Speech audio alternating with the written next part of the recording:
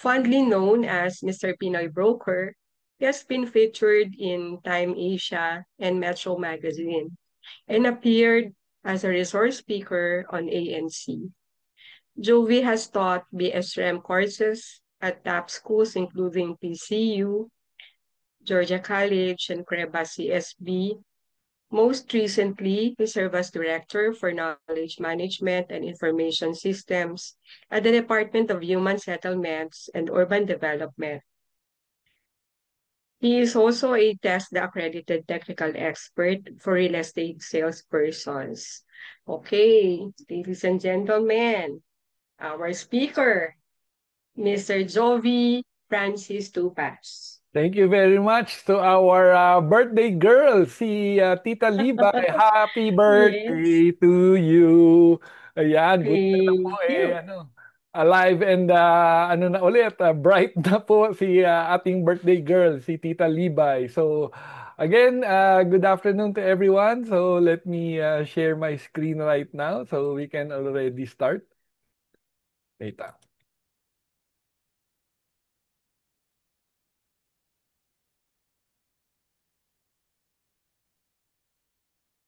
Okay, so again, my chat box is on. So just in case you have any questions, just write it down on the chat box and makita ko naman siya. So again, with that, let's begin.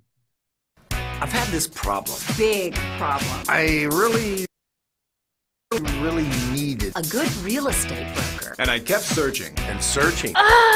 There are so many choices. It's really hard to find one that has all the things on my list. But I finally did it. Yes. Thank you. If you are looking for one as well, look no further. Here's a really good one. Just use mine. Use mine. I'm very satisfied. Definitely recommend. Problem gone. Thank you. So again, good afternoon, everyone. So again, I'm Jovi Tupas. I'm a licensed real estate broker, appraiser, consultant, and an accredited lecturer by the PRC and aspiring vlogger.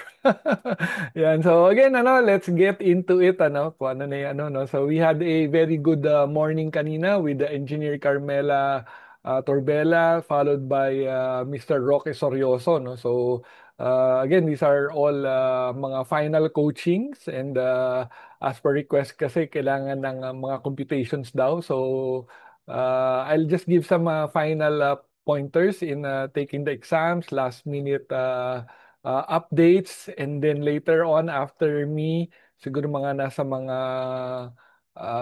around 3 o'clock will be Mr. John Conrad Cruz on computations. So marami kasing humingi ng mga computations. So that's why we started early on this morning on the concepts because it's very important that you also understand the concepts and then later on computation. So again, ano ba yung ratings for the examination? So again, no grades lower than 75%. In both exams, meaning the morning exam and the afternoon exam, you should have at least 50% score. So pag mag-49 kayo do sa 49% kayo sa morning exam, medyo technically wala na as per RA 9646 section 15. So yung weights ng both scores, average should be 75% with no grades lower than 50%. So yung morning session, I believe nasa 150 items. And then yung second session or afternoon session will be 100 items. So around 250 more or less yung mga questions. So again, you have plenty of time to think about each and every question. Maraming oras ang pwede nyong makuha. So, ilang oras ba? So, 4 hours siya, di ba? 4 hours. So, 240 minutes divided by 150 questions. So, you have about mga 1 minute 30 seconds. So, around 90 seconds sa morning session to answer each number. So, again, use your time wisely. Try to review everything. Again, the answers are already there. Multiple choice questions lahat. May computations, pero the answers or your options are already there. You can compute. Pag sa tingin nyo medyo mga 3 minutes na, hindi nyo pa rin makuha yung sagot, medyo hula-hulaan nyo na kung ano yung mga closest na po pwede based on the options given. Okay, don't spend too much time on one number. If you like, you can just skip na muna. Again, you have about 90 seconds to answer per number. So examination results will be released as per Section 16, 10 days from the last day of examination. Baka lang may itanong sa board exam, ano? When will the results be released? So again, as per Section 16, RA 9646, it should be within 10 days. So when is the exam? July 22, 2025. Yan. I'm sure nag-file na kayo, no? Yan. So, skip na rin natin to. Yan.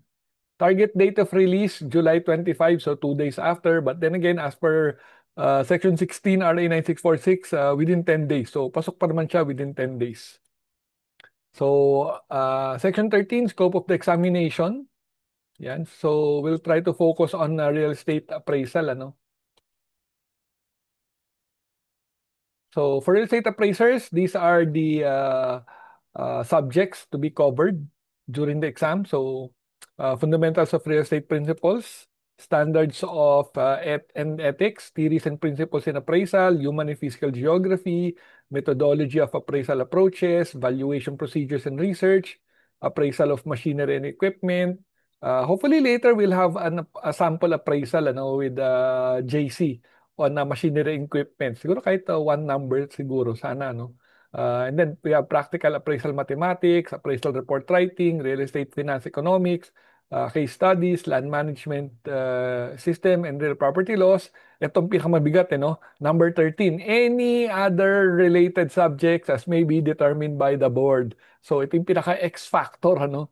So ibig sabihin, if the board members would deem it necessary that you should be able to know itong mga questions na to, then yun na itatanong nila. And hopefully, yun na itatackle natin for my session, ano? So quick session lang to. Again, if you like, just understand, try to recall, but then again, focus on this morning session on concepts, later on May question lang. computations. Yes, sir.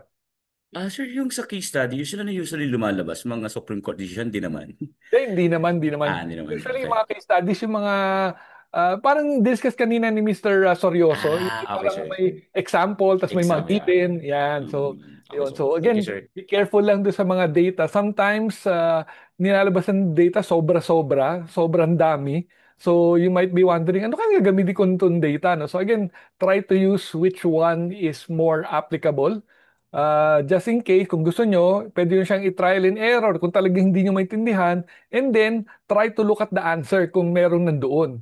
Okay? So, pag ganong computations, don't rely on your first answer. Try to also check the other data. Kasi baka mamaya, if you do those data, may answer dito sa multiple choice. So again, try to see which one is applicable doon sa question.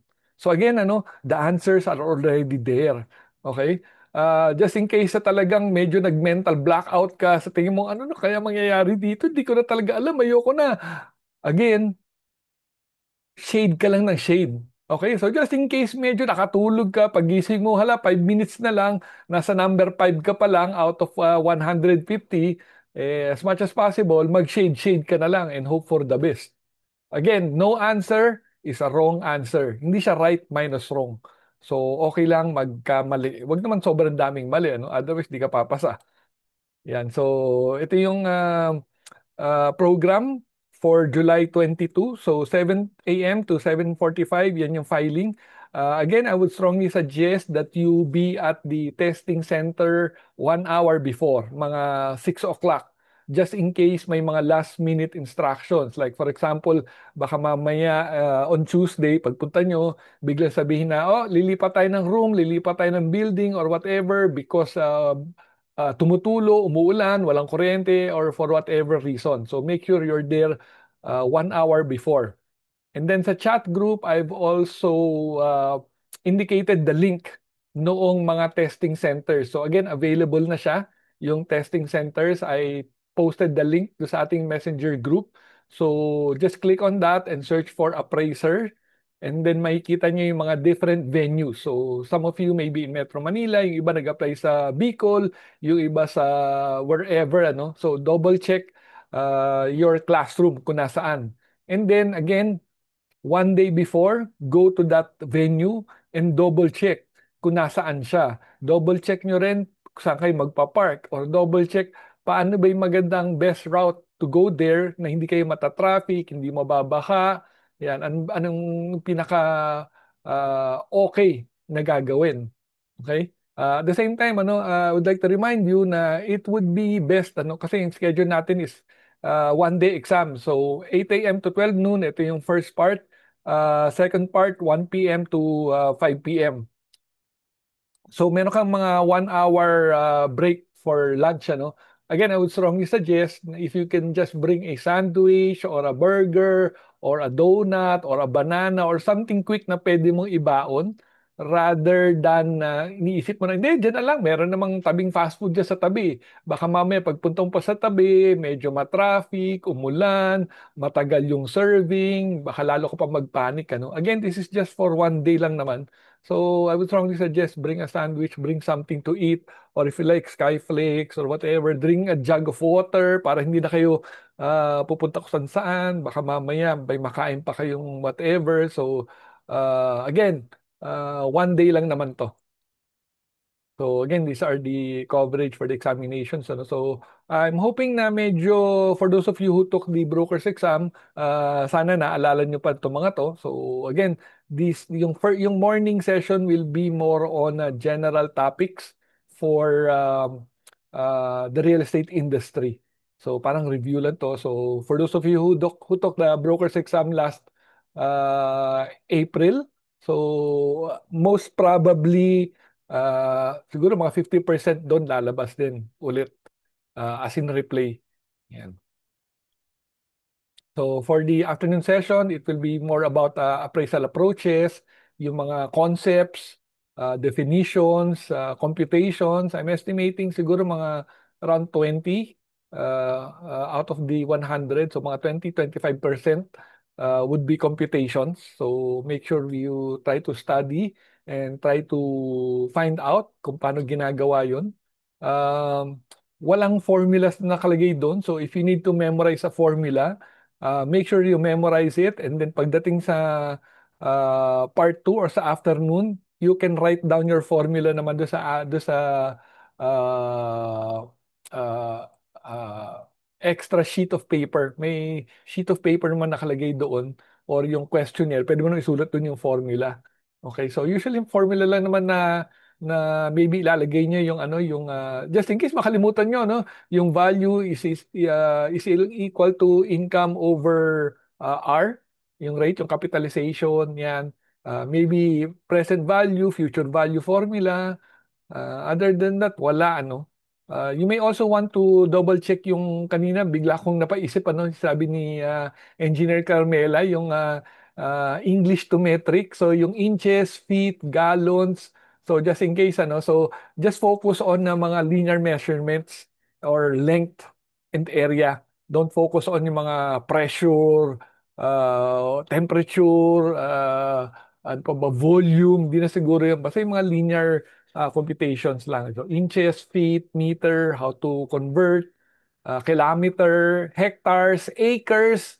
Yan, so double check lang, So para lang meron kayong idea, kasi baka lang biglang mo yun, curveball na lahat ng data in acres, tapos sabihin sa yung solution in hectares. So again, just in case lang naman, Yan. So yung mga basic conversion. GIS, map reading, plotting. So make sure alam niyo yung northeast, southwest, north sa taas, east sa right, south sa baba, west sa left. Okay? So dapat ngayon alam niyo na siya, no? Northeast, southwest. Hilaga, Silangan, Timog, Kanluran. HSTK.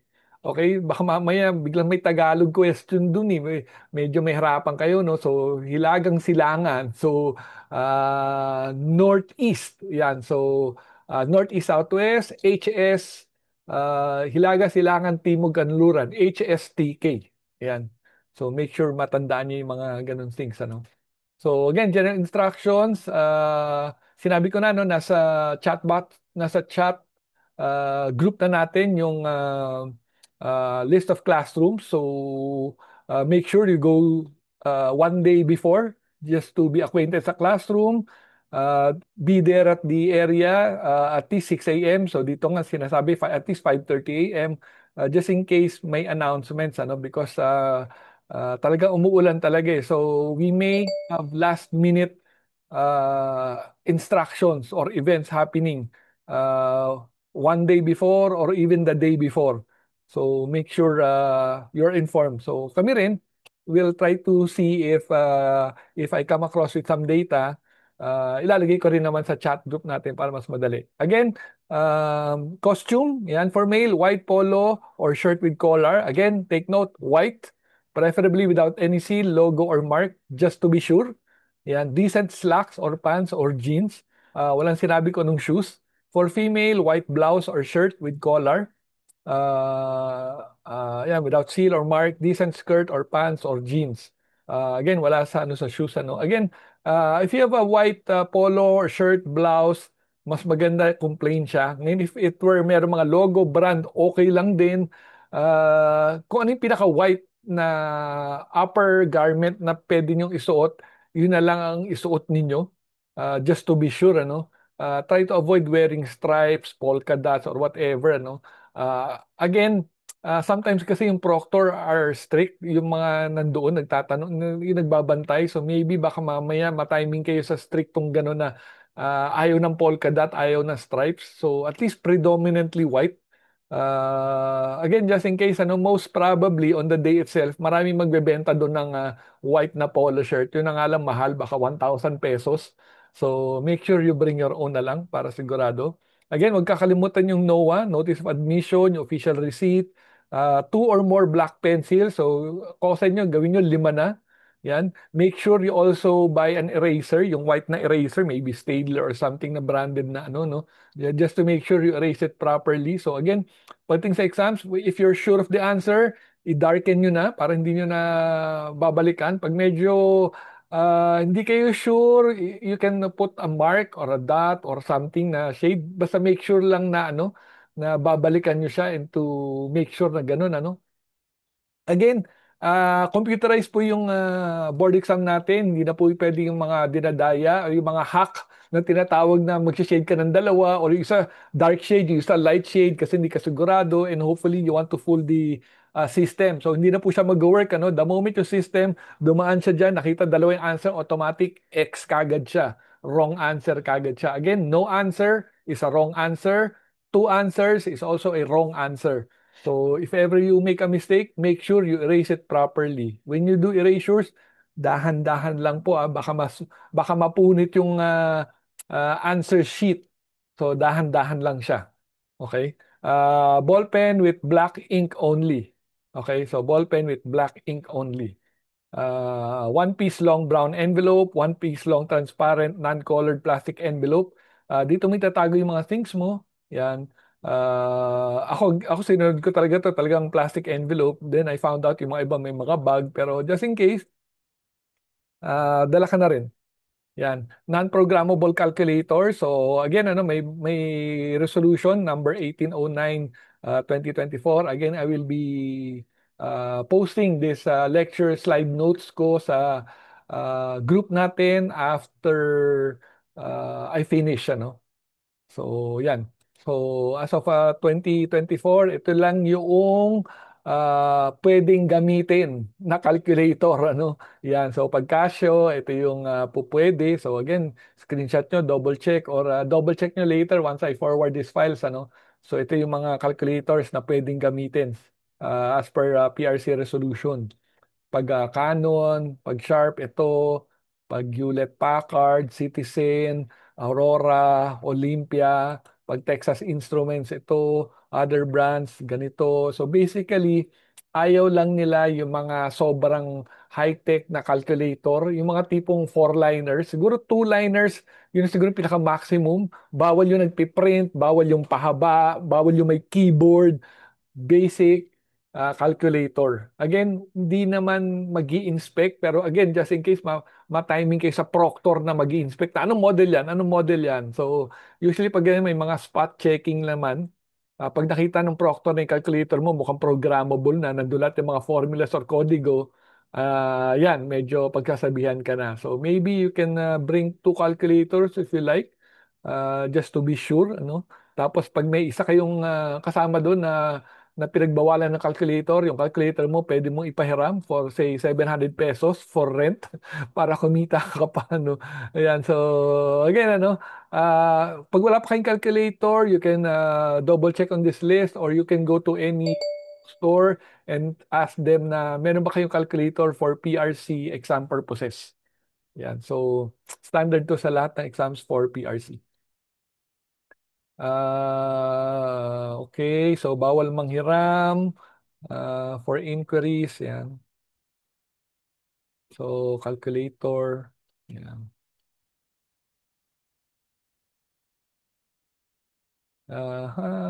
Personal belongings. Ayan, so yan. Again, yung sa list kasi nung examination centers, I noticed na iba schools, yung iba building eh. So, make sure you go there in advance para lang ma-check nyo kung yun talaga. Ask the guard, ask the admin, ito po ba talaga yung building ng exam para bukas for PRC? Yan, just to be sure. Baka sabihin, ito nga yung building pero ang entrance sa kabilang dulo. So baka mamaya, akala mo yun yung main entrance. Doon ka pala sa kabilang gate, which is on the other side. So baka mahirapan ka pa, magpanic ka pa, or whatever. So please, double check. Ask kung nasan ba yung entrance. Okay, so yan. Yan. So baka mamaya nalilito na kayo, no? Baka mamaya may aftershock from the lectures kanina ni Mr. Roque Sorioso and Engineer Carmela. Okay, so again, choose the best answer. The answers are already there. Isa pa palang tip, please bring reading glasses. Okay, for those of you na hindi sanay magbasa, again, yung exams is 4 hours in the morning, 4 hours in the afternoon. Kung hindi kayo sanay magbasa ng ganong kahaba, please bring reading glasses. Or marami sa kanto dyan, yung mga 1.25, 1.5, 1.75, mag-try na kayo, mura lang naman yun. You will be needing glasses talaga. Umami na tayo. Yan, magpakatotoo, ika nga, because mahaba yung exams, most probably may hilo ka, pero just in case, at least meron kang reading glasses. So just in case, kung gusto mo, first 50 questions, try mo wala, later on, baka may mahilo-hilo ka na, baka kailangan mo na ng reading glasses. Ang liliit po ng answer sheet, So, ang liliit ng answer sheet. Ano pa ba? When you answer questions, make sure you are answering the correct question and shading it on the correct answer sheet. So usually ginagawa ko advice is read the question. So kunwari, what is appraisal? Appraisal is the value of etc. etc. Nakita mo, okay, answer ko B. Okay? Question 1, answer B. Punta ka sa answer sheet 1, shade B. Okay? So, gawin mo siyang habit na palagi mong i-recite kahit in your head na question 1, C ang answer. Okay? Answer sheet 1, C. Question 2, D. Answer sheet 2, D. Question 3, skip. Question 4, skip. Question 5, A. Answer sheet 5, A. Okay? So, at least kahit mental lang, para lang to make sure and double check that you are answering the right number. Otherwise, baka dyan pa kayo madali. Okay? Once you find out, pag sa dulo, hala, parang kulang yung answer sheet ko. Di ba? So just imagine, pag nagkamali ka ng note or ng answering for the exact number, anong sabihin niyan? Ulit ka, bubura-burahin mo, you need to find out, saan ka ba nagkamali? Saan ka ba nag-skip? So always take note yung mga questions at saka mga answers, make sure nagmamatch siya para hindi kayo malito, hindi kayo maguluhan. So, some tips.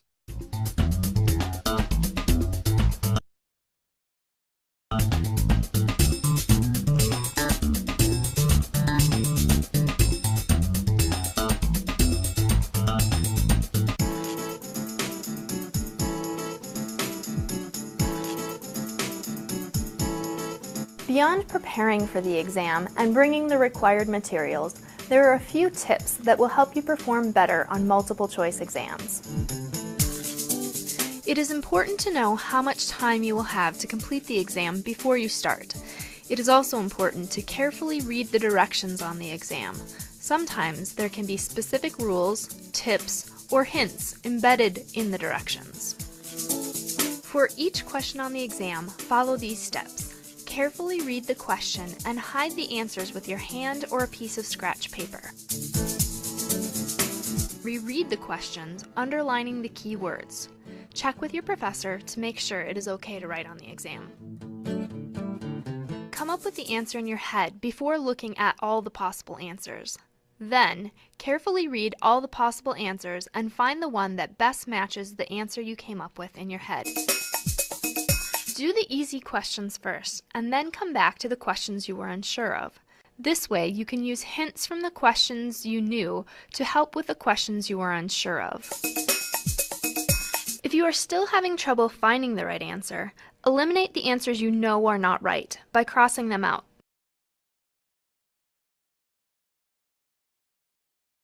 If it's okay for you to write on the exam. Underline key words in the answers that are left. Give each option the true-false test. Treat each option as a true-false question and choose the most true. Take notice of answers that have an all or nothing approach. For example, use of the words every and always. These answers are usually less true than answers that contain words like some or few. Finally, if a blank answer is always scored wrong, guess. If time allows, review your questions and answers, making sure you accurately read the questions. Change your first answer when you are sure of the correction. If you misread the question or answers the first time, or if a hint in another question causes you to switch your answer. Otherwise, stick to your original answer. If you're prepared for the exam and you follow these tips, you're sure to do well on multiple choice exams. However, if you're still struggling with multiple choice exams, it's always a good idea to meet with your professor to talk about additional tips and developing a better study plan.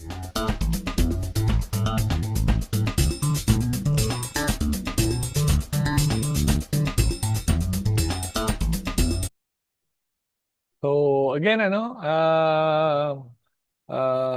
make sure that you answer the correct number on the answer sheet. So with that, yan, ready na ba kayo? Yan, so we'll have some few questions lang. So just write it down on the chat box, similar doon sa ginawa ninyo kay Mr. Roque Sorioso, no? So para lang may ma-juggle yung brains natin, ano? So number one question, yan. The letter R in PRC stands for, ano yung letter R? A, regulatory, B, regulation, C, regulations, D, registration. Again, take note, you will be taking the exam outside of PRC premises at wala kayong makikitang logo. Yung exam sheet, questionnaire, wala rin siyang nakalagay na PRC. Okay? So, yan. So, mukhang marami naman ako ang tama. The answer is regulation. Okay? Ay, nawala. Nawala yung ano. Hindi siya natuloy. Ayan. Regulation. Okay? The Professional Regulation Commission. Separate siya doon sa PRBRES na Professional Regulatory. Okay? Sa PRBRES, Professional Regulatory Board of Real Estate Service. Sa PRC, it's Professional Regulation Commission. Okay? So, yan. Color of the PRBRES seal that represents ethical standards and prosperity. Yan. A, blue, B, white, C, gold, D, silver. Okay, so again, just in case na you come across a question and talagang hindi nyo alam, hindi nyo na-review, as in talagang hindi mo alam, you can try to double check. Oh, so sabi dito, ano ba sabi dito?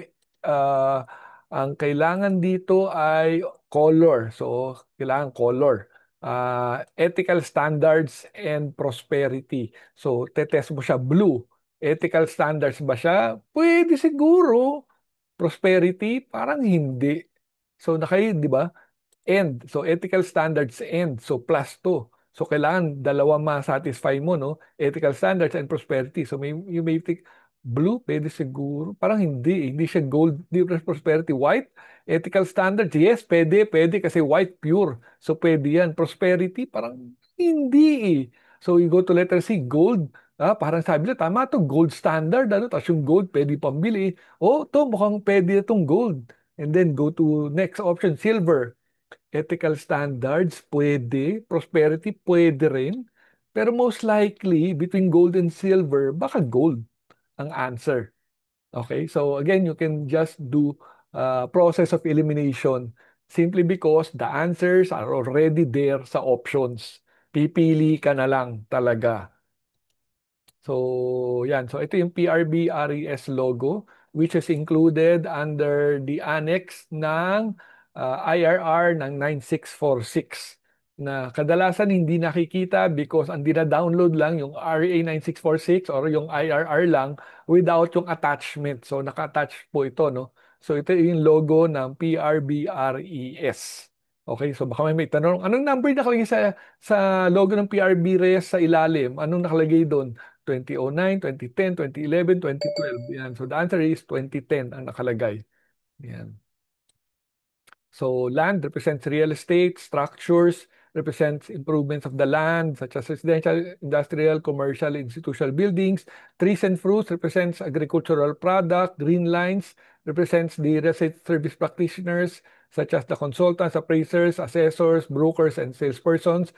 Red, white, blue, and yellow represents the color of the Philippine flag. Yan. Blue represents color of service. Green represents environment and ecology. The sun represents life and light. Rising sun represents vital role of real estate practitioners. Again, these are all included sa IRR 9646 Annex.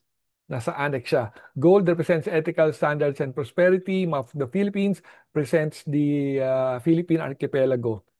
Yan. I believe sa broker's exam, tinanong tong color na to, no? So, PRBRES pin colors. Violet is for consultants, red is for appraisers, assessors, blue is for brokers, green is for salespersons. I think ang tinanong yata yung gold for board members. So, I believe gold yata yung board members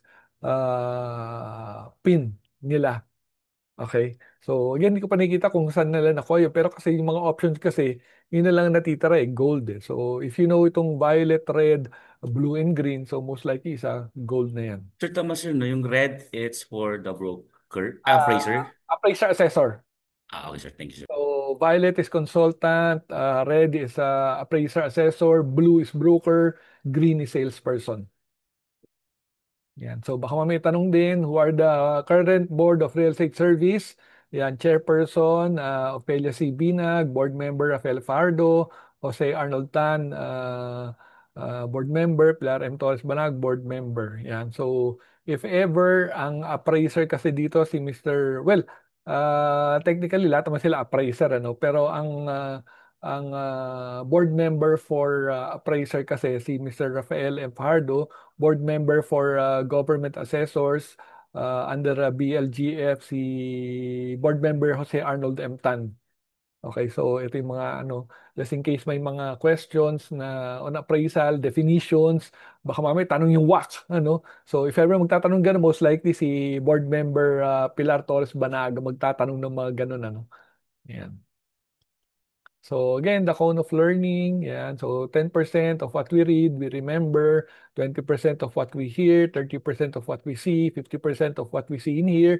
So again, tip, if you're doing cramming, make sure while you're reading, read it and vocalize it. So ibigkas mo siya kahit na silently because if you say it and read it and see it and hear it, mas malaki yung chances na matatanda mo. Again, pagdating sa exams, you might find it as a blessing na hindi mo alam yung sagot, pero somehow like a music na playing in your mind, na parang alam ko to eh, may parang ganitong word na parang ganito, parang rhyme-rhyme na ganun yan. So minsan doon mo makukuha even if hindi mo alam kung ano yung ibig sabihin nun.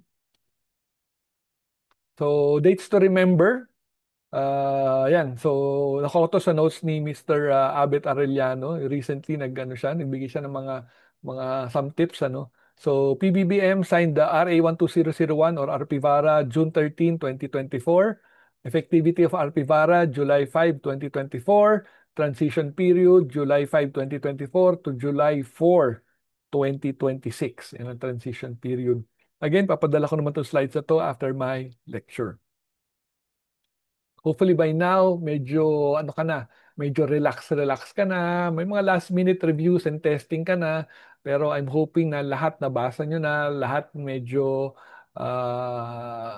kahit pa paano once or twice dinaanan nyo na yung mga topics. So these are for just ano lang, for mga X factor, yung mga items that may or may not come out. DOF Secretary Ralph Recto signed the IRR of RP-VARA December 10, 2024. It was published in a newspaper of general circulation December 27, 2024. Effectivity of IRR January 11, 2025. Yan. Ano pa ba mga latest news, current events? Yan. Before yung NEDA, the National Economic and Development Authority, ang pangalan na ngayon niya ay DepDev or the Department of Economy, Planning and Development. The new secretary is Secretary Arsenio M. Balisacan. Okay? So, DepDev na siya. Department of Economy, Planning and Development. Yan. So, pasensya na yung Tagalog ko baka ano, no? Pambansang pangasiwaan sa kabuhayan at pagpapaunlad. Yan. Ito yung dati, ito yung NEDA. Ito yung NEDA dati, no? So, ngayon, ito na siya. Department of Economy, Planning and Development, DepDev. So, same logo, iba lang yung nakalagay sa bilog. So, dati NEDA. Yan. Ito yung Tagalog ng NEDA. So again, the greatest danger for most of us is not that our aim is too high and we miss it, but that it is too low and we reach it. So again, mindset dito is you need to top the board exam. Kailangan mag-top 1 kayo. Because kung hindi kayo magta-top 1, at least babagsak kayo sa top 2, top 3, worst case scenario, top 10. Huwag kayong papayag na passer lang. Do not ever pray, do not ever study, do not ever belittle yourself na, ay naku, sana pumasa lang ako, malaking pasasalamat na yun. No, do not aim for passing.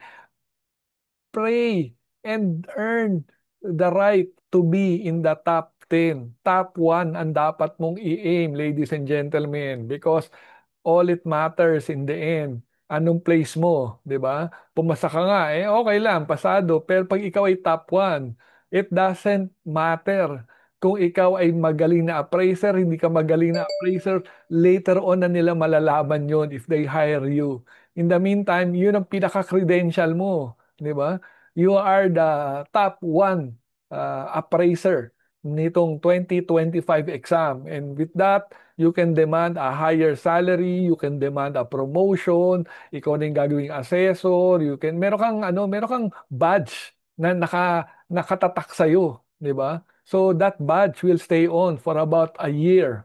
1 year lang yan. After 1 year, expired na yun. Ano sabihin na expired? Ibig sabihin nun, after 1 year, if you cannot prove why you are top 1, in short, baka natsambahan mo lang, di ba? So, okay lang din matsambahan. So, you have that 1 year to maintain that badge. After 1 year, doon mo malalaman, natsambahan lang pala niya. Hindi pala magaling, di ba? Pero it doesn't matter. You have that 1 year. You have that badge forever na ikaw ay top-notcher sa board exam. So, again, aim for the top 1. Okay? Do not aim na makapasa lang. Top 1 dapat. Okay? 1 time lang gagawin itong exam to. 1 time. Huwag ka na magte-take 2. 1 time lang. Isang pagod na lang. Isang hirap na lang. 1 time. Yan. So, extra notes for taking the exam. Ito, skip ko na to. Yung mga code of ethics. Yan. Okay. Skip ko na rin to. Anyway, nasa slide notes ko naman to. Just in case, ano. Yan.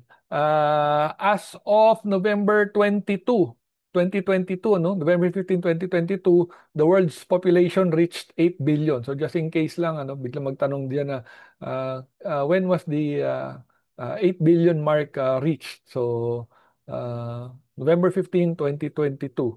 And it says that it will take approximately 15 years or 2037 for the population to reach 9 billion according to United Nations data. Yan. Again, itong mga topic ko, yung segment ko ngayon are all about parang trivia questions lang. So, okay kung matandaan mo, okay kung ma-memorize mo, but if yung space mo sa memory is not enough, kumbaga memory full ka na, okay lang, wag mo na ito masyado intindihin because X factor lang to. Ito yung mga parang bonus questions lang. So kung di mo masagot, okay lang din. Mas maganda kung masagot mo, pero kung hindi, at least kahit papano, you can earn some points. World's most populous city, 2025, India, China, US. So usually pag ganito, tanda mo lang yung first three. So as of 2025, India, China, US. Yan, Philippines, nandito tayo dito pa rin, 1, 2, 3, 4, 5, 6, 7, 8, 9, 10, 11, 12, 13, 14. Pang 14 tayo sa populous city as of 2025 based on UN World Population Prospect. Yan, 14. 2050, nasa 14 pa rin tayo. In 2100, it means medyo wala na tayo. Mukhang na-overtake na tayo ng mga other countries pag ganyan. Next. Again, papadala ko naman to sa isa to, no? So if you like, you can screenshot, pero again, papadala ko sa inyo later ito.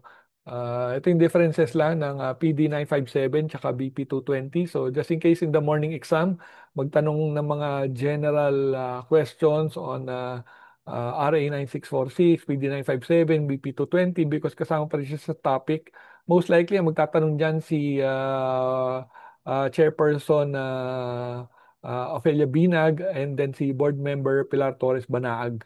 Yan, itong mga ganito, PD957, BP220.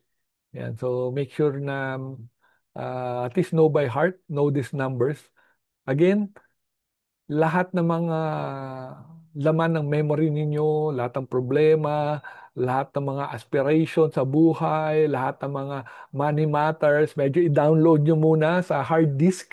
Yan, para yung brains niyo medyo ma-empty or ma-format ng kahit papano, no, matanggal yung ibang wag mo muna pag-isipan.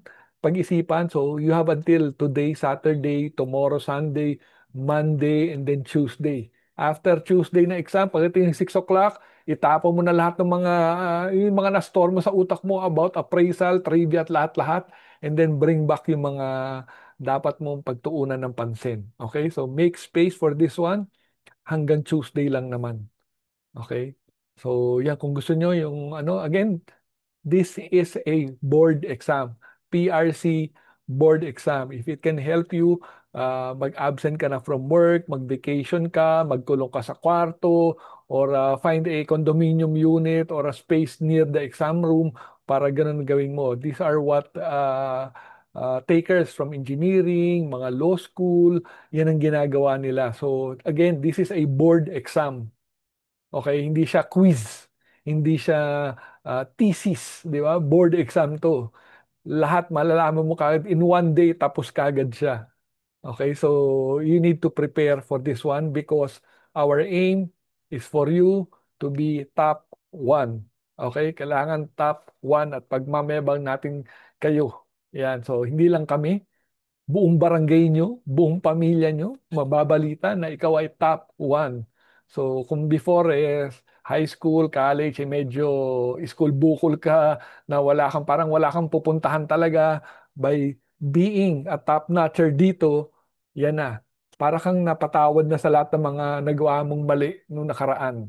Kaya very, very important that you take this seriously. Okay? So try to memorize, try to take note, and then after the exam, kalimutan nyo na lahat. Okay na yun.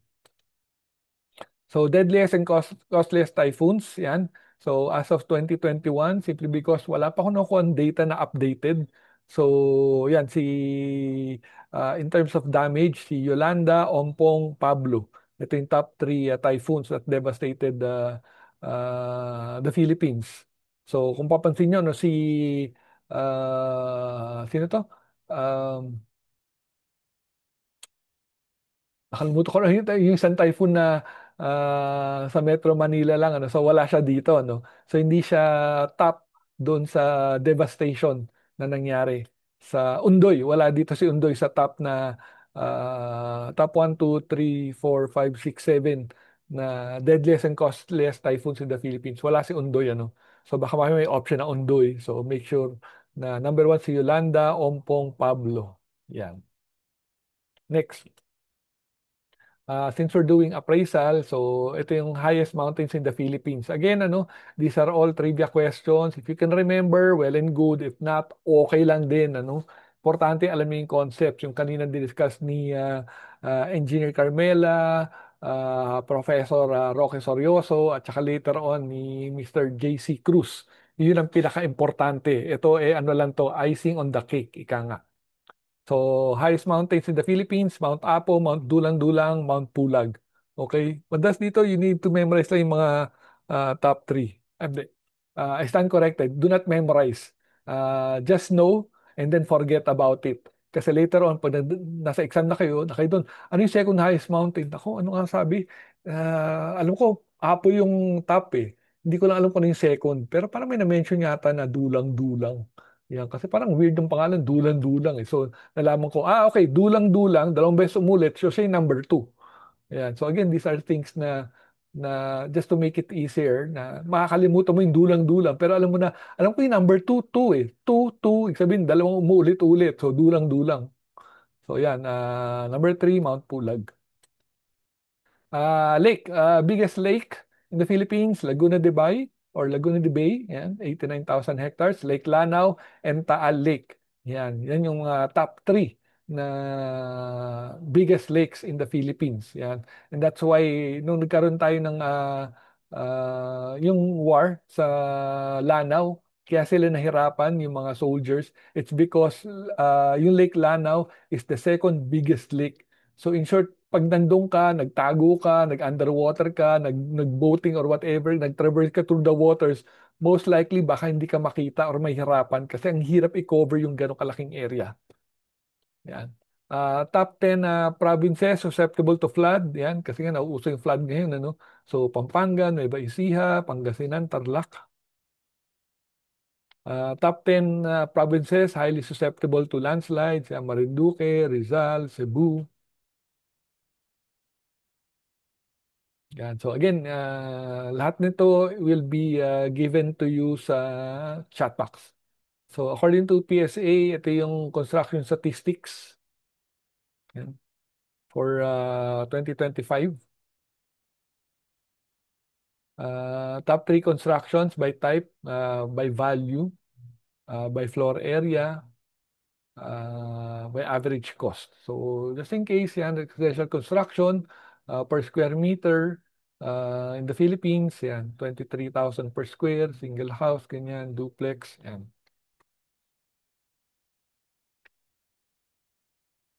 Ito, you can make a mental note lang. So again, you don't need to memorize, mental note lang. So pag sinabing inflation rate, all you need to do is 1.8% in March 2025. So hindi mo nung kailangan eksakto ma-memorize yung 1.8. So alamin mo lang na less than 2, above 1.5. Kasi more or less yung inflation rate, dun lang naman nagsistay eh. Yan, GDP, yan. So again, no need to memorize. Kung sa inyo, read once, read twice, and then forget about it. Pagdating ng exam, magugulat ka na lang na, naku, nabasa ko to eh. Ano nga pala to? So, take a mental photo of everything. So, not necessarily i-memorize. Di siya lahat palagi memorization. Itong April 2025, na-revise yung GDP ng fourth quarter to 5.3, dati 5.2. Yan. So again, just take note lang ng numbers, 5.3, 5.2, yan. Ano nga ba itong GDP na to?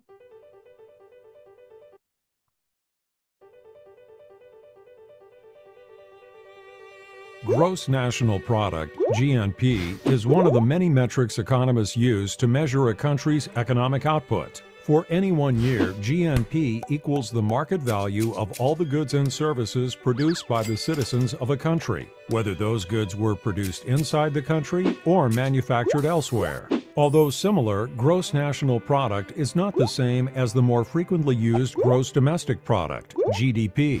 The difference between the two is that gross domestic product is the total of all economic output within a country's borders without distinction between foreign or domestic ownership, while gross national product looks only at citizenship and ignores where the goods were produced. Because of this, GDP and GNP are typically close in number, but not exactly the same.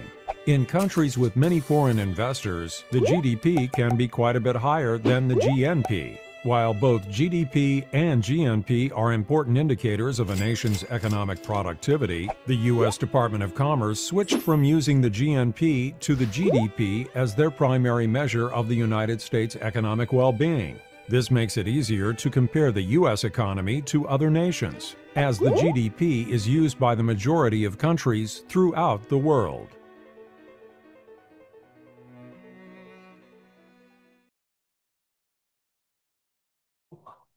Just in case nalilito kayo, tulad ako, nalito rin ako sa GNP, ano. So, ako ginagawa ko pag GDP, sabihin nito, gawa dito, Pilipinas. Yan, so yun ang ginagawa kong how to memorize. So, gawa dito, Pilipinas, GDP. Ayan. GNP, sabihin others. Okay, overseas employment statistics. Yan, so just in case lang, ano, ending 2024, yan, land-based na OFWs natin, total the 1.97 million, 500,000 nasa sea-based, total 2.474. Yan. Baka hindi nyo lang alam, ano, nagkaroon na ng increase, wage order number NCR 26 dito sa NCR. So daily minimum wage increase ngayon ay 695 na for non-agriculture and 658 for agricultural workers or establishments employing 15 workers or less. Ito na yung minimum wage, 658 for agricultural and establishments with less than 15 workers. Otherwise, 695 all else. In terms of land area, yan, sandali lang. Yan, ang pinakamalaki is Quezon City in terms of land area. Yan, next is Caloocan with 55. Yan, so again, these are data. Again, no need to memorize. Just take a quick glance. Hanapin mo lang yung top 1, 2, 3 and that's it. Kalimutan mo na. Just in case lumabas, di lumabas. Kung hindi, okay lang din. Pero at least, take a mental note lang. Yan. Huwag na masyadong isip-isipin. Yan. Ito, population in barangay. Although sabi ni sa City Assessor's Office na classmate ninyo, yan, yung City of Caloocan, na-divide na itong barangay 176 into 6. So most likely, hindi na ito yung pinakamarami kasi divided by 6 na raw. So most likely, baka ito si Commonwealth, Batasan Hills. So again, useless information, pero just in case lang na biglang malagay, yan, at least you have an idea lang. Countries where the land-based OFWs are. So, number 1, Saudi, next UAE, third is Singapore, Hong Kong, Qatar. Yan. So, ito yung as of 2024. 2025, yan, sila-sila pa rin naman as of January. Yan. So, baka lang itanong, ano, what is the top 1, top 2 countries? So, Saudi, UAE. Baka lang kasi malagay nyo Hong Kong. So, Hong Kong is number 4. Singapore is number 3. Top tourist dito sa Philippines ending January 2024. Number 1 list of tourists. Official siguro to, no? Official tourist. Ayan. Came from South Korea, 1.569, US, 947, Japan, 388, Japan, 312, 222. Yan. So, just in case baka lang tanong yung mga visitors, ano. Yan. For those of you who are brokers, maybe it's now's the time to learn Korean, ano. if you want to maybe sell some property sa Koreans, because yung mga iba sa atin, brokers are concentrating on mga Chinese lang, Japanese, US, when in fact the number one tourist here in the Philippines are Koreans. So maybe you may also try that option if you're a broker. Ranking countries of residents, well, ito rin, visitor arrivals din. So, South Korea, US, Japan. Ito, tinanong to last time, although sa brokers tinanong, some years ago, parang 5 years back, Asian member states, So, which of the following are not members of ASEAN? Yan. I vividly remember may isang number doon nakalagay Japan. So again, Japan is not a member of the ASEAN. China is not a member of ASEAN. So baka lang mamaya malito kayo na, Japan, lapit lang yan eh. Ilang hours flight lang yan. So member yan ng ASEAN. So hindi sila member, pati China hindi.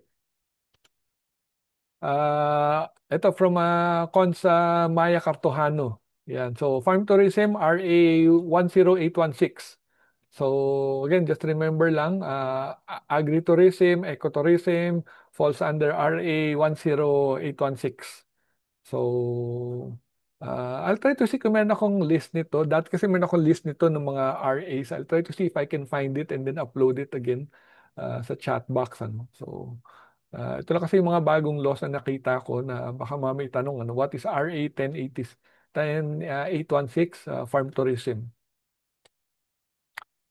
Tourism Act 9593. So para madaling tandaan, 9646 Real Estate Tourism Act 9593. So yan.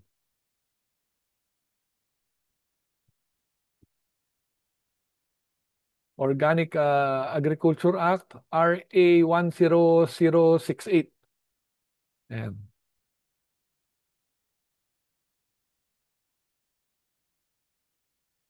Yan. So, ito yung mga other lectures ni Cons Maya Cartojano. Yan. IPRA yan. Yung ancestral lands, RA 8371. NAIPAS Act or yung Protected Areas Act, RA 7586. Yan, yung E-NAIPAS Act 11038. Again, these are things that may or may not be seen in the exams. Pero if I were you, if limited lang yung memory nyo, kalimutan nyo na to. Ayan. Mas important yung mga concepts and computations. Again, these are just for for extra points. NIPAS is the National Integrated Protected Areas Systems Act. Yan. 7586 Management of Protected Areas. Kasi nga nauso yung mga di ba? Yung mga na-violate na protected areas. So, just in case lang malagay. Ito color code ng GIS may mga color codes so pag red commercial, pag green more on forest protected areas, yellow is residential. So yun ang tatandaan nyo pag sa mga GIS mapping, yellow residential, red commercial, green trees, puno, violet, industrial. Yan. Itong gray or light blue, parang water. So, mukha siyang water. Yan. Yan na lang isipin nyo. Just in case, yung mga immediate family members, kasi meron mga laws, fourth degree of consanguinity and affinity. So, pag sabing consanguinity, related by blood, from the term sangre, di ba? Pag sabing sangre, blood, kaya consanguinity, related yun by blood. So, ang fourth degree of consanguinity ninyo ay yung first cousin or yung great-grandparents. Fourth degree of affinity, meaning related sa inyo by marriage. Yan. So, yung first cousin-in-law nyo. Yan. Yun yung fourth degree of affinity. Yan. So, ito skip ko na to yung mga West Valley Fault. Just in case, nung January 27, 2025, pinublish na ng NAMRIA that the Philippines has around 7,641 islands, 7,641. The reason why I placed it here because one of the PRBRES board members posted this sa kanyang Facebook during that time. So, medyo parang stalker lumalabas no?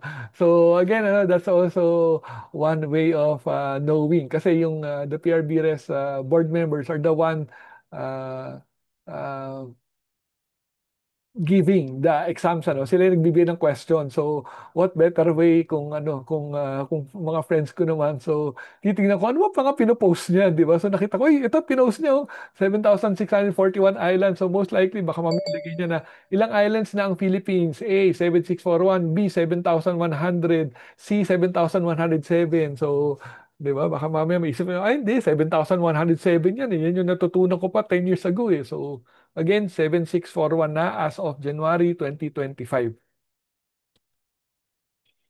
Top 10 tallest buildings in the Philippines, yan, according to Esquire. So Grand Hyatt Hotel Manila, PBCom, Gramercy. Yan, so the rest, pwede nung tandaan, pwedeng hindi na. Pero usually pag ganito, mga top 3 lang ang kailangan nyong malaman. Okay? Okay, 1, 2, 3, okay. So, Republic Act 8981, yan. Ito yung PRC Modernization Act. Yan. So, usually ito, binibigay ito sa lahat ng mga PRC exams eh. So, para lang malaman lang.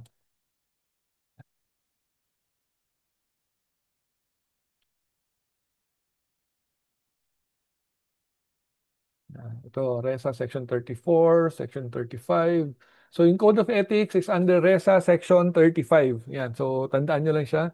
Code of Ethics 35. CPD 36. Yan. Mga water rights, I'll give you a short video. Ito siya. Water rights section. Non-possessory interests in land include profits, water rights, and easements. A license is a personal privilege to use the land of another. A license is not considered a true interest in the land because it is revocable at any time and would not transfer with title. Examples of a license would include parking your car in a parking garage or your ticket to the movie theater. A license can be created with an oral agreement, such as giving someone permission to fish in your lake. Nobody has title to water. Property owners whose land adjoins bodies of water have reasonable right to the use of the water. Riparian rights allow a property owner to use water from watercourse, such as a river, stream, or creek. Littoral rights concern properties abutting an ocean, sea, or lake rather than a river or stream. Littoral rights are usually concerned with the use and enjoyment of the shore. Correlative use allows a property owner the use of underground water or water from a river for irrigation purposes. In states where water is scarce, the doctrine of prior appropriation determines the use of the water.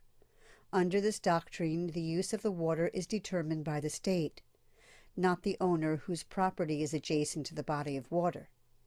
Accretion occurs when soil is deposited by the natural action of water, and may increase the size of the property. When water recedes, new land is acquired by reliction. Erosion is the wearing away of land or soil by the action of wind, water, currents, or ice. Avulsion is the sudden tearing away of land by violent action of natural causes, such as a river or other watercourse. A dam breaking or an earthquake is an example of avulsion. This concludes the section on water rights.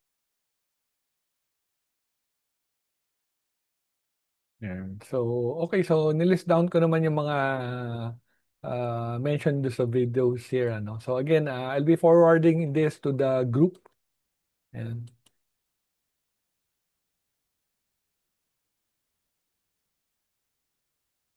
yan, air rights. So, just in case, definition ng air rights, surface rights, development rights. Yan. So again, for this one, just browse, read once. Ano lang siya, quick read lang siya. Huwag mo nang i-memorize, huwag nyo nang anuhin, and hope for the best. Ika nga, ito yung pagdating ng exam, hindi mo na pag-aralan, hindi mo na memorize, pero alam mo, nabasa mo eh. So again, read the question, read the answer, and from there, I'm sure it will ring a bell. Ika nga, ano, pag makita yung answer, ito yun eh. Ito yung narinig ko, parang ganito yung narinig ko. Yan, parang ganito yung nabasa ko. Yan, so yun. Again, these are for family codes. Again, nice to read, do not memorize. Yan. Conjugal partnership of gains, yan, Article 142. Yan. The legal life estate of courtesy pertains to the husband's life estate in real estate of his deceased wife. Yan. So, tandaan nyo, pag courtesy, ibig sabihin patay si cutesy. So, sino si cutesy? Yung wife. So, courtesy, cutesy, dead. Yan. So, pag sabing courtesy, pertains to the husband's life estate in real estate of his deceased wife's property. Yan. Yung kabilang side naman, the legal life of the dower pertains to the wife's life estate in real estate of her deceased husband. So, dower, dead, daddy. Parang ganun. Para lang madali nyo matandaan. Ano? So, and then after that, kalimutan nyo na. Hindi nyo maintindihan na, ano nga pala yung dower and courtesy? Hindi ko lang alam. Basta, ang nabalita ko lang, dower, dead, daddy. Patay si daddy, si dower. Pag si courtesy, cutesy, dead. So, patay si cute. Sino si cute? Si wife. Yan. Again, these are things na sabi ko nga sa inyo na you don't really have to remember the concept. Importante malaman nyo lang yung definition. Pagdating sa exam, read the question, read the answer, and hopefully, matandaan nyo na siya. As per HLURB, which is now the Department of Human Settlements and Urban Development, Resolution 824 of 2008, for multi-family dwellings and condominiums, the parking requirement shall be 1 parking slot for every 8 living units. Yan. So, size of the parking lot kapag parallel is 2.5 by 5 meters. Kapag diagonal, 2.15 by 6 meters. Yeah, ito, definition of ecology. Yan. So, just in case lang may lumabas about ecology. Yan. Although karamihan kasi ito for ENP pero just in case lang. Yan. So, solutions with a pH of 7, less than 7 acidic, more than 7 basic. Okay? So, less than 7 acidic, greater than 7 basic. So, pure water is neutral, being neither an acid or a base. Yan. So, ano, sir, kailangan ba talaga to? Nakakalito to? Paano ko matatandaan lahat ito? No? So, let's see kung paano matatandaan. Often in real estate, we hear about the OREE rule. Never heard of it? Well, I think you have. You've heard of words like lessor, lessee, grantor, grantee, optionor, optionee, vendor, vendee, mortgagor, mortgagee, and the list goes on. The suffix OR is used to denote a person who performs an action. The suffix EE is used to denote the recipient of that action. You even hear this term above and beyond real estate. You know the holidays. Well, Santa Claus is a giftor. Your child who receives that lovely gift on December 25th, they are a giftee. So remember, the OR is the givor, the EE receives. Say this to yourself over and over again. Grantor, lessor, optionor, vendor makes me the givor, the proptor for your pleasure. So if you see words like give, convey, sell, that is an OR. And then say, grantee, lessee, vendee, optionee gives me property which makes me happy. So you see words like receive, purchase, acquire, then you know it's an EE. It may seem silly, but when you are taking the exam and you see a question that you don't understand, but you know one party is giving something and the other party is receiving something, you will be thrilled. For example, a vendor sells to a vendee. The grantor conveys property to a grantee who receives it. So if they ask you, who conveys property, you see an option that says grantor and the optionee is grantee, you may not know anything about deeds, but you know the answer is grantor because OR is the conveyor. Let's look at another example that tends to confuse people a little more. People often get confused with the mortgagor and mortgagee because they do not understand why the mortgagor is the OR when that is the borrower receiving the money. What you need to realize is that it all depends on what is being received. The buyer/borrower is pledging the property. He or she is mortgaging the property and is known as the mortgagor. The lender is receiving the pledge and therefore is the mortgagee. That's a great example of where it can get confusing. So just be sure you're aware what is being given, what is being received, and then you can follow the OREE rule to ensure you're successful on the exam.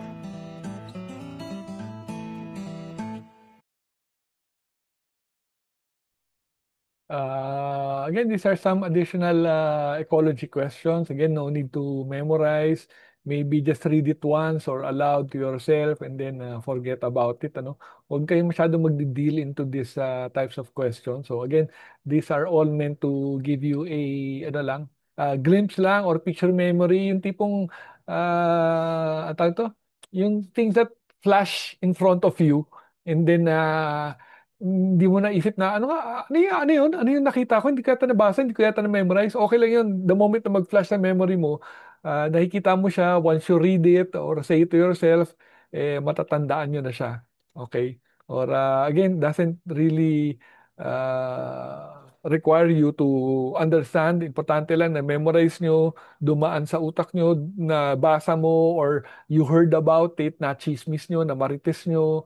Parang movie yan eh. Parang, napanood ko na yan. Hindi yata. Hindi, parang napanood ko na may isang scene na ganito, di ba? So, yun, you memorize snippets and small parts lang. So, wait lang I'll double check lang sa list kung nandito na si next speaker, JC. So, wala pa si JC. So, okay. So, we'll continue, no? So, in the meantime, I hope maybe si Tita Libay can already inform si JC. Yan. So hopefully baka matapos ako by 3:15 siguro. Yan. So hopefully JC will be on board by then. Okay. Next. Lentic, lotic ecosystem. Again, these are really not that important when it comes to appraisal. So, yan. So, just in case lang, kasi lumabas kasi ito in one appraisal exam years ago. So, baka lang mamaya ma-revive. So, although sabi ng mga PRB Res Board na for this exam, this year, panay bago lahat. Okay, so if you're reviewing exams na siguro mga 2015 and below, medyo huwag na raw yun. Tapo mo na yun kasi wala makukuha doon. So just in case baka nagpapanik ka, nagka-cramming kayo, ginagamit ko pa yung 2015 na sample exams, huwag na yung 2015. Siguro try to focus on at least 2017 sample exams. Kung meron ka pa sample exams 2017 yun siguro, 17, 18 and above siguro. Yan. So, lentic, lotic ecosystem. So, pag still waters, ang tawag niyan, lentic. Pag active or moving water, lotic. Yan. So, pag lentic, hindi kumikilos. Yan. Lentic kasi talaga. Yan. So, again, EIA versus EIS. Pag sabing environmental impact assessment, it is the process. So, EIS is the process. EIS is the document. Okay, so tandaan nyo, statement is the document. Environmental impact statement is the document. The process is called the EIA or Environmental Impact Assessment. Yung project mo, ano ba yan? Dumaan na ba yan sa nag-EIA na ba kayo? Environmental Impact Assessment. Or meron na ba siyang EIS? May document na ba siya? Yan, yun lang siya. Again, baka lang may mga math questions, yung mga angles, yan, mga triangle. Again, 3, 4, 5 angle, 3, 4, 5 triangle, special triangle yung mga ganito, yung mga rectangular property, yan, always make sure na you can imagine kung nasan yung mga shapes, That's why I ask you to make sure yung north, east, southwest, North, east, southwest, Hilaga, Silangan, Timog, Kanluran. Kasi baka mamaya sabihin a line traverses from north to south Ganon. So, baka tanong sa mga GIS questions.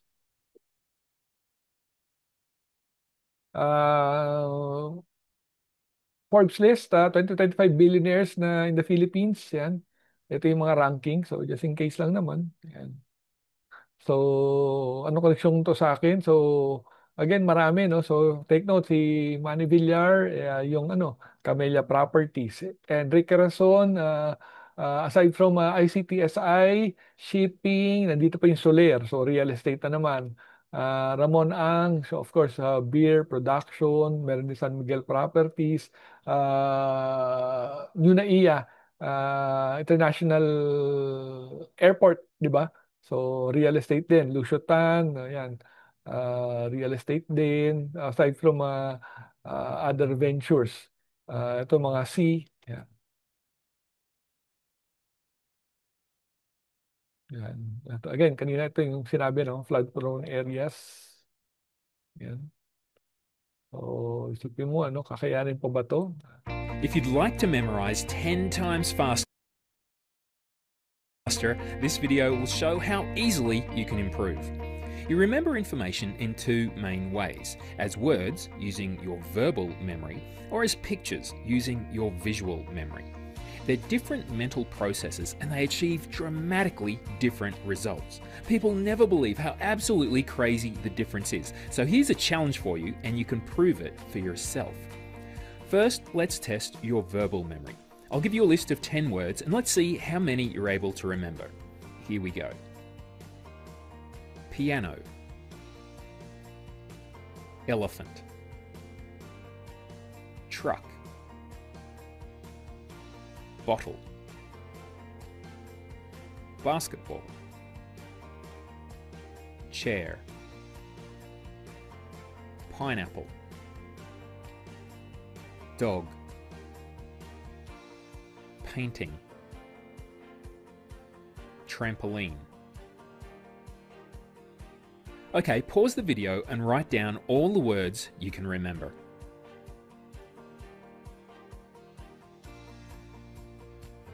How'd you go?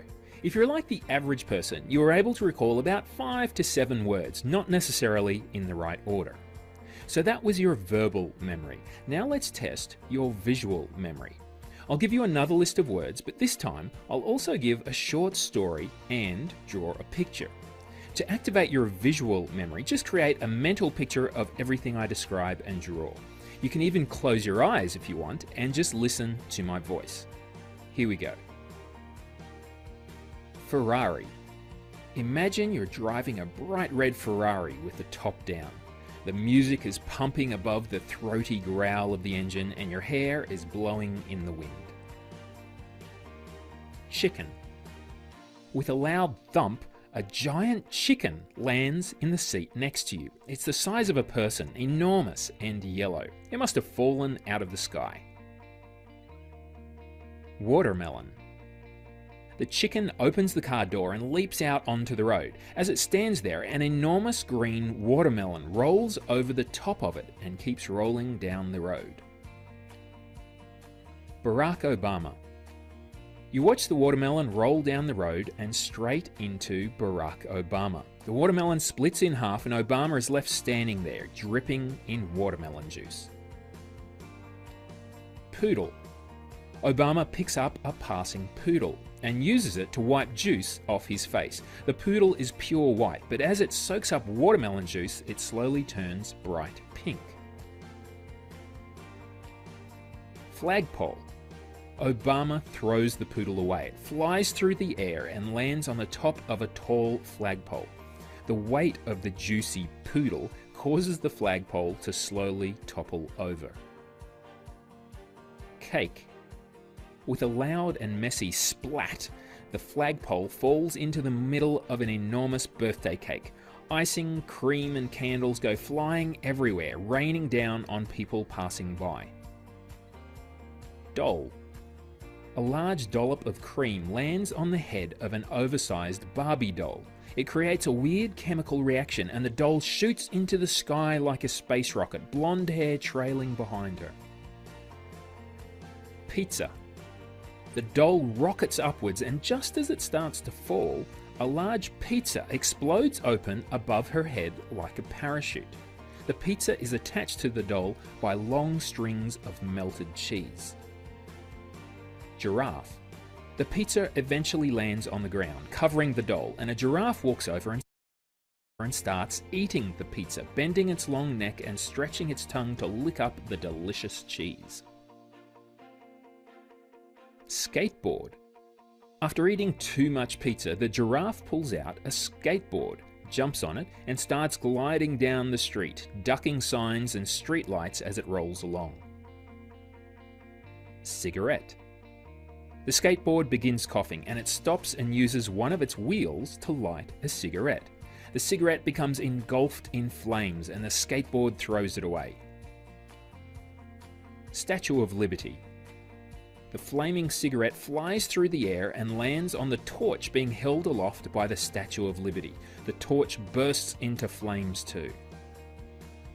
Ice cream. The Statue of Liberty comes alive and thrusts the burning torch deep into a big bucket of ice cream. It's cherry chocolate ice cream that melts and starts to bubble ominously. Fireworks.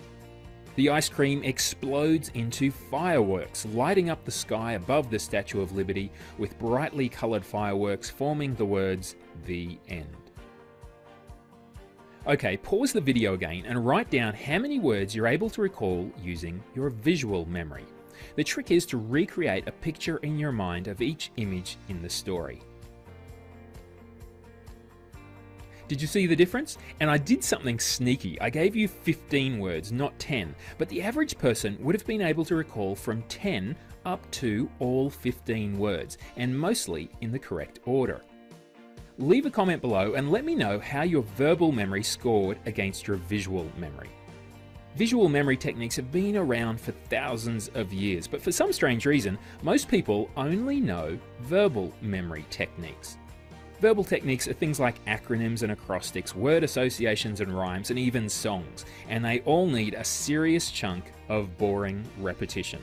They can be fantastic for a small number of words, but they don't activate the amazing power of your visual memory. If you'd like to activate the stunning power of your visual memory to memorize the entire periodic table of elements, head over to memorizeperiodictable.com and check out our step-by-step animated video course. And if you'd like to learn some more amazing visual memory techniques, you can register there for our free video training series too, and learn how to transform yourself into an amazing student. Don't forget to tell me in the comments below your scores for your verbal and your visual memory. And if you thought this was a cool challenge, please share it with your friends and see if their memory is as amazing as yours. Thanks for watching. Bye.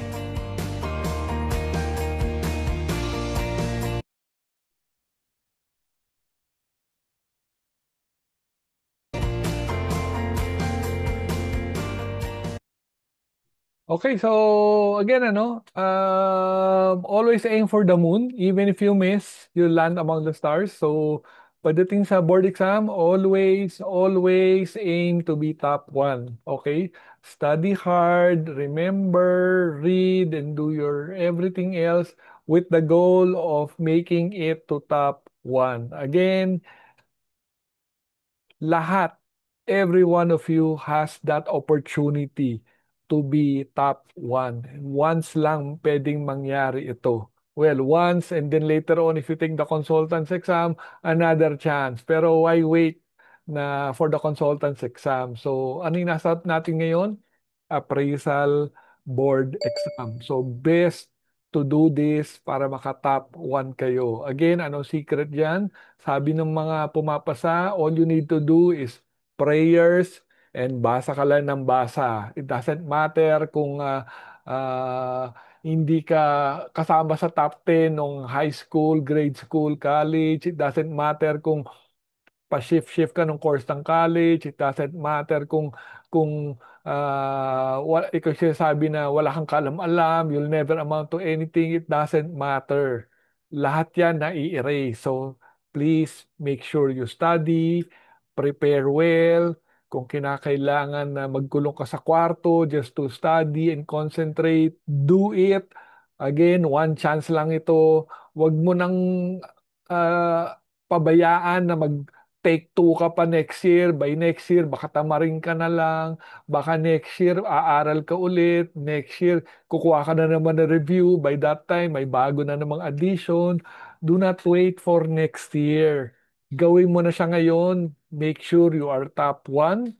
Kasi yun ang pinaka-importante talaga. Mabubura lahat yan. For those of you who are parents, ito na yung time to prove it to your children na madali lang mag-top 1, madali lang mag-top notcher. Kayo nagsasabi sa mga anak nyo, anak natin na, ano ka ba naman? Hindi mo ba maintindihan yan? Ang dali-dali mag-aral ah. Ano ka ba naman? Diba? Samantalang tayo, diba? If we can push ourselves to be top 1, then let's do it. Huwag na natin antay-antayin pa.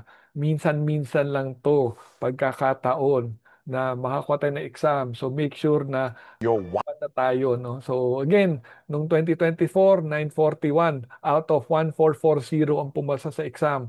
So pag ikaw ay pumasa lang sa exam, sinasabi ko sa inyo, hindi ka matatandaan. Pero kung ikaw ay nasa top 1, top 2, top 3, nako, palagi kang matatandaan. Yan na ang ilalagay mo sa resume mo. Wala na mga ibang introduction. Nakailan doon, your name, the top 1 real estate appraiser during the 2025 exams. Habang buhay mo na dadalhin yan. It doesn't matter kung saan ka nag-graduate. Yun ang magmamarka. Top 1 ka sa appraisal exam. And with that, I would like to say good luck. Praying for everyone to be top 1. So again, pwedeng lahat kayo mag-top 1. Basta pare-parehas sa yung grades niyo, lahat pwedeng top 1. So hindi may nangyari na I believe dalawa yung top 1. So pwedeng mangyari 2, 3, 4, 5, 10, 25, 15 kayo lahat. Again, aim for the top 1. Top 1 palagi ang aim natin. And with that, I would like to say thank you again to everyone. So see you again sa chat box. So as much as possible, we'll try to upload everything else. But again, go to your examination center. Check nyo kung nasaan siya, paano pumunta doon, baka hindi kayo sanay sa area na yon, sa mga Manila. So make sure pumunta na kayo 1 day before, be there as early as 5:30 a.m., wait for announcements.